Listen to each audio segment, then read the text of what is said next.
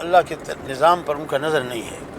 یہ ہمارا زندگی کا معاشی کاروبار، یعنی ہم جو دینی قوتیں بھی ہیں اور مذہبی اور سیاسی بھی ہیں، ہمیں تو بہت زیادہ پتہ ہوتا ہے. میری تو کوشش یہ رہی ہے، اس لیے تو مجھ سے سب ناراض ہیں کہ میری سیاست بالکل ننگی سیاست ہے. ابھی ہم کہاں جا رہے ہیں جی؟ ابھی ہم ٹوپی ایک جگہ ہے جی. مولانا آپ کا بچپن کیسا گزرا؟ یہی حضرت والد صاحب کی سرپرستی اور نگرانی میں پڑھنا پڑھانا شروع ہے، درس و تدریس، اور ساری تعلیم میں نے دارالعلوم حقانیہ سے حاصل کی ہے. زیادہ تر ان کی نگرانی میں تھے، تو عموماً تو بچپن میں کھیل کود اور یہ تقریباً مجھے ابھی تک کرکٹ کی سمجھ نہیں آتی کہ یہ کیا نہیں رہی. شرارتیں تو کرتے ہوں گے؟ اب یہ پتہ نہیں ہے، یاد تو نہیں ہے، لیکن بچوں کی تو خصوصیت ہی یہ ہے. مار پیٹ ہوتی تھی والد صاحب سے؟ مار پیٹ بھی کبھی کبھار ہو جاتی تھی. میں نے ایک لفظ کا ترجمہ مجھ سے پوچھ رہے تھے کتاب میں، تو میں نے کوئی بالکل الٹ کوئی لفظ کہہ دی، تو انہوں نے غصے میں دوبارہ اس کو دہرایا. میں نے کہا شاید یہ صحیح ہے، اس لیے وہ بھی بار بار دہرا رہے تھے. تو پھر خوب مارا انہوں نے. مولانا جو دینی گھرانوں کے بچے ہیں ان میں جو یہ ایک خاص کمیاں رہ جاتی ہیں کہ ان کو انٹرٹینمنٹ یا تفریح کے موقع نہیں ملتے، ان کو گانا دوسری چیزیں نہیں، تو ان کی ایک شخصیت میں کمی رہ جاتی ہے. حس لطیف کا اور ادبی ذوق کا بھی انتظام ہے ہمارے کورس میں. شعر و شاعری بھی ہے، اور یہ اعلیٰ ترین یعنی غزل اور تشبیب اور اشعار اور عربی ادب ہے، فارسی ادب ہے. تو وہ شعر و شاعری اور وہ چیزیں تو اعلیٰ ذوق رکھتے ہیں. تقریباً ہمارے جتنے بڑے جید مشاہیر علماء ہیں وہ آپ کو ادب کے میدان میں، شعر و شاعری کے میدان میں بھی بہت ٹاپ پر نظر آئیں گے. اعلیٰ ترین ذوق بھی ہوتا ہے. باقی گانا بجانا اور رقص و سرود اور یہ جو بری چیزیں ہیں ان سے تو کمی رہنی ہی چاہیے. وہ خامی نہیں ہوتی ہے، وہ خوبی ہوتی ہے. اور اسلامی حدود کے دائرے میں نہ ہو. اور حقیقت یہ ہے کہ ان موسیقیوں سے آپ دیکھتے ہیں کہ نہ ختم ہونے والا سلسلہ شروع ہو جاتا ہے برائی کا. ابتدا میں پاک صاف ہوتی ہے، اب ہمارے پاپ سنگر اور پاپ میوزک آیا ہے. وہ کیا چیز ہے؟ اس سے سوائے اس کے کہ ذہنی انتشار پیدا ہو، روح کو گویا انتشار اور جولودگی پیدا ہو. شادی کب کیا؟ شادی میری تقریباً 59-60 میں ہوئی ہے. گھر والے مار دیتے تھے عموماً، کمزور تھے صحت کے لحاظ سے، اور 20-22 سال بعد دوسری شادی کی. تو اب دونوں ہیں، دونوں سے بچے بھی ہیں الحمدللہ، سب اکٹھے رہ رہے ہیں ہمارے. انصاف کرنا بڑا مشکل نہیں آج کل کی سوسائٹی میں دو بیویوں سے؟ وہ تو اللہ تعالیٰ نے کہا ہے کہ جب اگر تم کرنا بھی چاہو پورا 100% 100% انصاف، یعنی وَلَن تَسْتَطِيعُوا أَن تَعْدِلُوا بَيْنَ النِّسَاءِ، یعنی وہ تمہارے استطاعت میں تو نہیں ہے، لیکن اپنی پوری کوشش کرنی چاہیے. لیکن خواتین تو بیچاری محسوس کرتی رہتی ہیں. یہ تو اس کے ساتھ چلتا ہے کہ میرے ساتھ شاید ناانصافی ہو رہی ہے. کبھی آپ کی بھی اپنی پہلی یا دوسری اہلیہ سے اس وجہ سے لڑائی ہوئی؟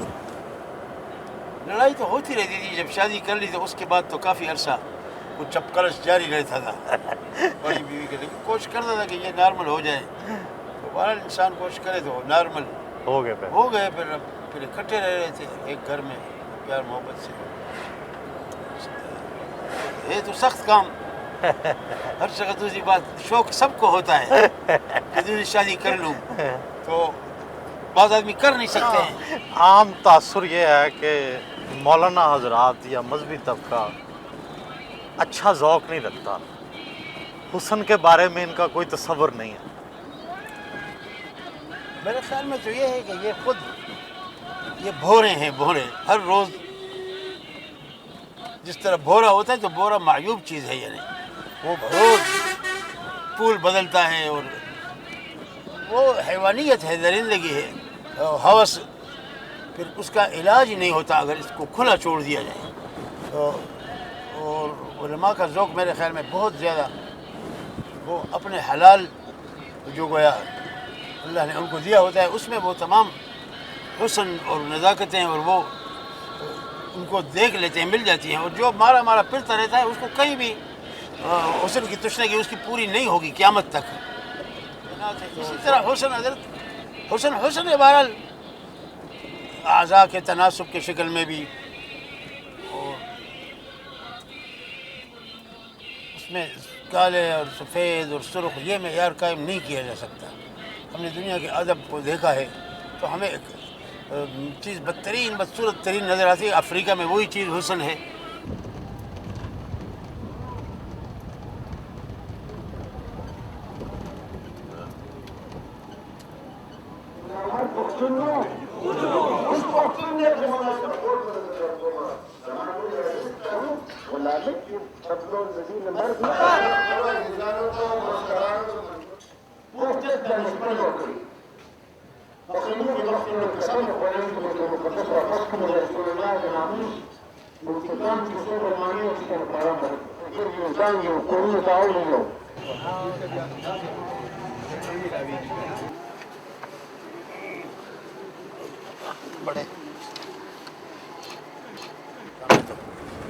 مولانا عام طور پہ تاثر یہ ہے کہ جو علماء کرام ہیں ان کا ذریعہ معاش کوئی نہیں ہوتا، اور سمجھ نہیں آتی، لوگ سوال کرتے ہیں کہ یہ ان کا کیسے کار چلتے ہیں، زندگی کیسے چلتی ہے؟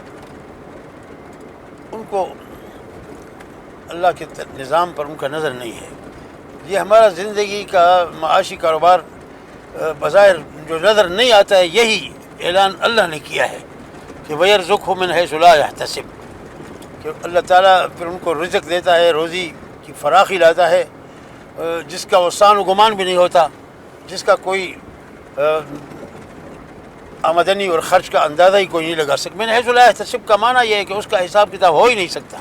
اللہ تعالیٰ آسمانوں سے زمینوں سے ان پر کشاکش روزگار آسائش لے آتا ہے، اور وقف کرنے کی بات ہے کہ اپنے آپ کو اگر دین کی طرف وہ وقف کر لیں تو پھر وہ خود اگر اس صورتحال کا جائزہ لے لیں، پھر ان کے ساتھ بھی یہی معاملہ ہوگا۔